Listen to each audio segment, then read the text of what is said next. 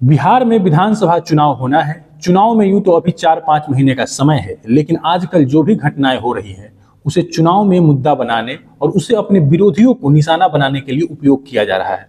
इसी राजनीतिक आरोप प्रत्यारोप के दौर में बिहार की राजनीति में एक अजीब घटना हुई है। जी हाँ, और वो अजीब घटना ये है कि बिहार की राजनीति में अमेरिका के राष्ट्रपति डोनाल्ड ट्रंप की भी एंट्री हो गई है। यूं तो डोनाल्ड ट्रंप जब से अमेरिका के राष्ट्रपति बने हैं तब से ही सारी दुनिया को डुला के रखे हुए हैं, हिला के रखे हुए हैं।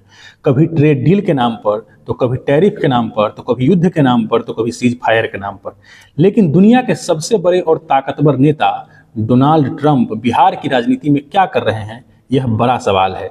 दूसरा सवाल यह है कि ट्रंप की एंट्री बिहार के पॉलिटिक्स में कराया किसने और क्यों कराया। इस सवाल का जवाब यह है कि नरेंद्र मोदी जी ट्रंप को अपना दोस्त बताते रहते हैं। उनके इसी दोस्त का इस्तेमाल बिहार में लालू यादव ने मोदी जी पर हमला करने के लिए किया है।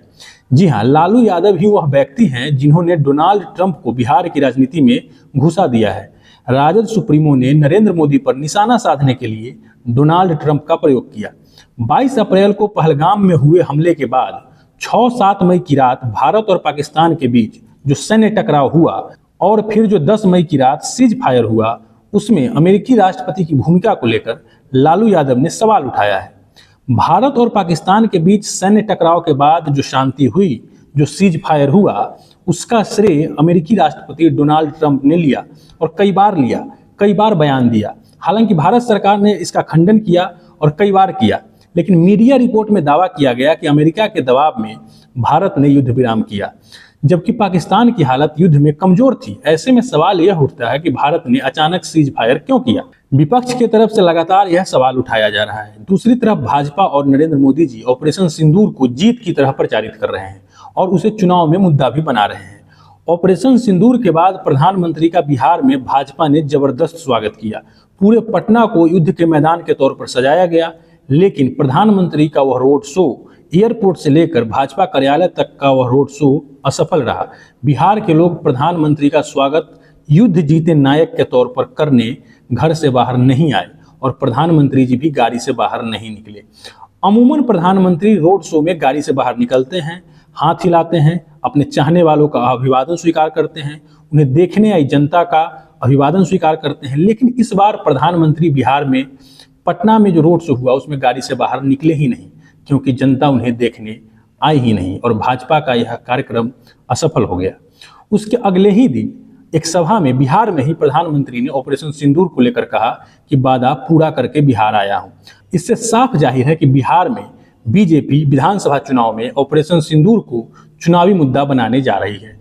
ऐसे में ऑपरेशन सिंदूर और उसके बाद हुए सीज फायर पर बिहार के विपक्षी पार्टी नरेंद्र मोदी पर निशाना साध रहे हैं, सवाल पूछ रहे हैं। सवाल यह पूछा जा रहा है कि डोनाल्ड ट्रंप के दबाव में आकर नरेंद्र मोदी ने युद्ध विराम क्यों किया, जबकि पूरा देश और विपक्ष सरकार के साथ खड़ा था और पाकिस्तान को आतंकवाद पर अंतिम सबक सिखाना चाहता था।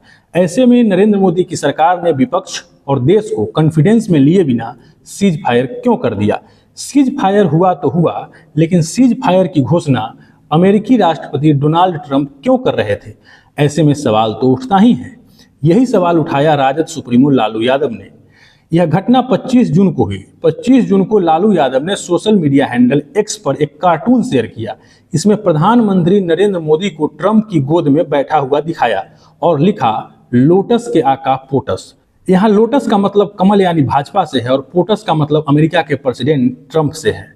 लालू ने पूछा, ट्रंप के कहने पर सीज फायर क्यों किया, इसका जवाब कौन देगा।